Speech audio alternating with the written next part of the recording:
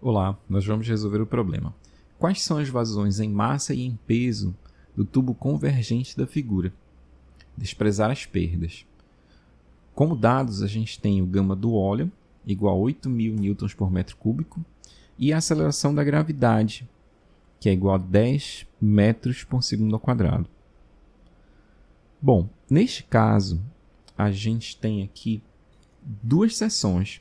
A gente tem óleo que está escoando aqui, nesse tubo convergente, e nós temos aqui um piezômetro com altura definida aqui de 20 centímetros. Ou seja, quando o óleo passa por esse tubo, a pressão interna aqui dele faz subir uma coluna de óleo nesse piezômetro que vale 20 centímetros.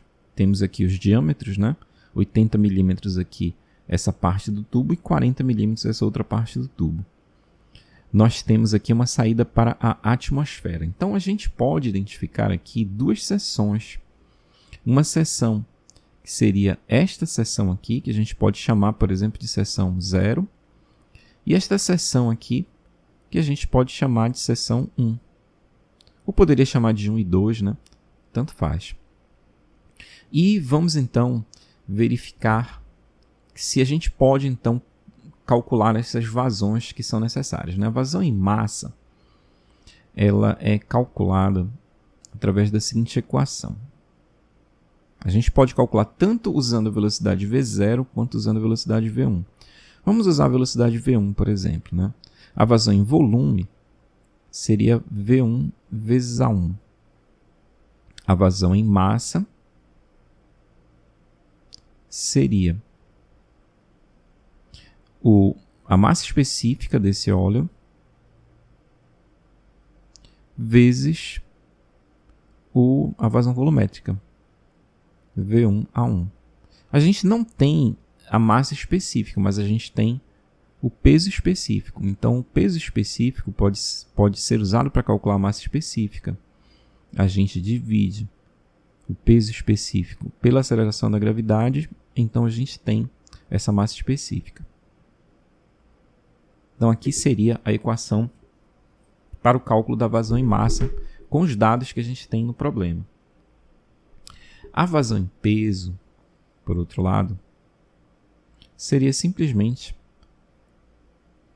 a vazão em massa multiplicado pela aceleração da gravidade.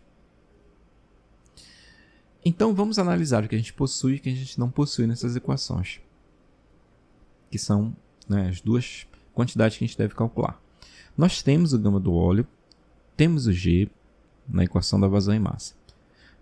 Não temos a área A1, mas a gente tem como calcular essa área A1 porque a gente tem os diâmetros, né? Temos o diâmetro aqui da seção 1 e da seção 0. Então a gente pode calcular essa área, né, usando a equação da área em função do diâmetro. Só que a gente não tem a velocidade.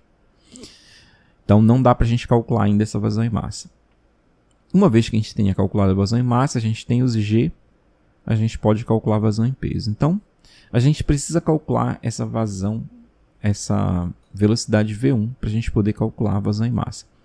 Vamos usar para isso a equação de Bernoulli. Vamos montar aqui a equação de Bernoulli, para ver se a gente, com a equação de Bernoulli, consegue fazer o cálculo.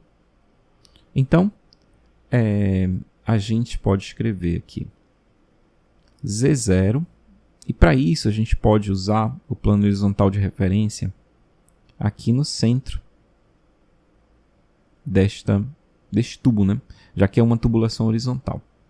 Mas poderia ser o plano horizontal de referência em qualquer outra posição. Aqui no caso da tubulação ser horizontal, a gente vai colocar o plano horizontal de referência aqui, porque isso vai dar os dois valores de Z, tanto do Z0 quanto Z1, iguais a 0. Então, vamos escrever aqui a equação de Bernoulli, né? Vamos manter aqui o plano horizontal de referência. E a equação de Bernoulli, então, deixa eu colocar aqui de outra cor, a gente vai ter o Z0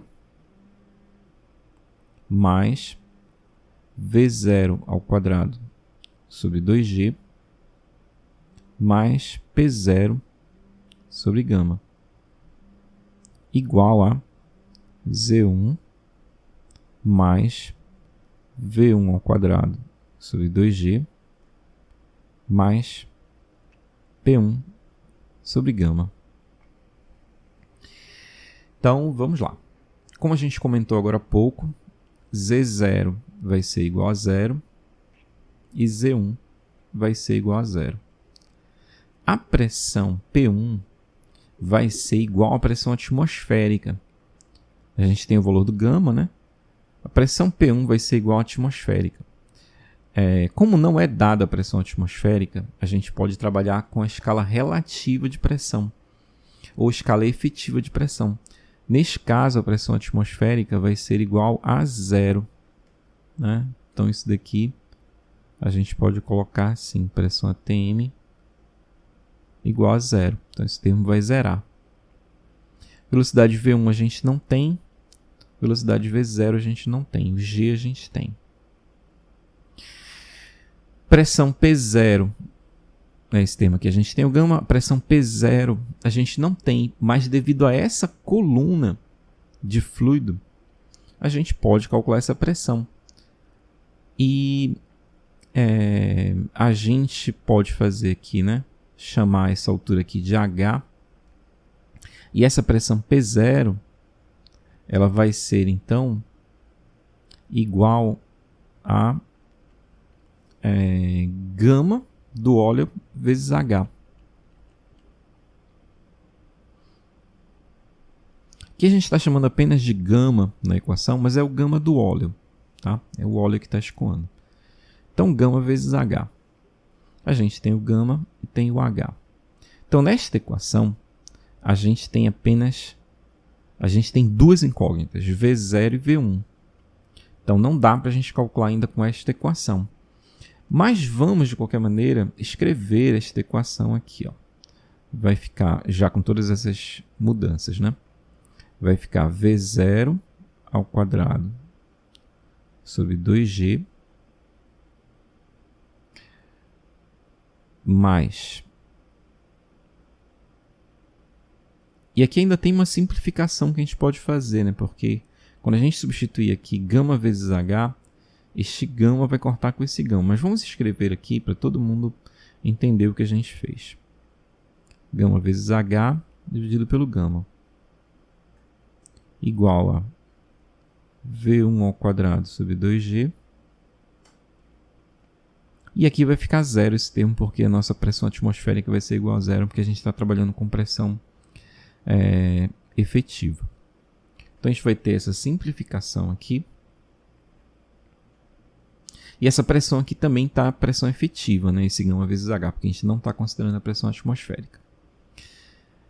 Então, a nossa equação ela vai ficar desta forma aqui, né? A gente vai ficar com... Vou escrever aqui assim. V0 ao quadrado sobre 2G mais H é igual a V1 ao quadrado sobre 2G.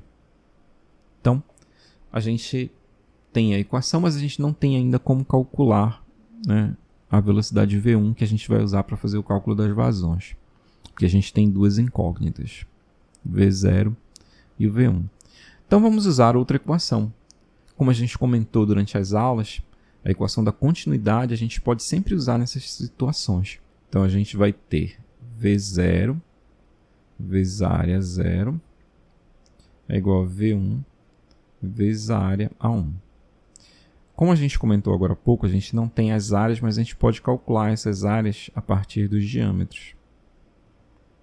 Então, π d2 sobre 4, né? Então, π sobre 4 vezes d0 ao quadrado. Vai ser igual a V1 π sobre 4 d1 ao quadrado. Daí a gente pode simplificar, cortando esse π sobre 4 com esse π sobre 4. E a gente vai ficar, então, com a equação V0 vezes d0 ao quadrado é igual a V1 vezes d1 ao quadrado. Vamos chamar essa equação aqui de equação 2.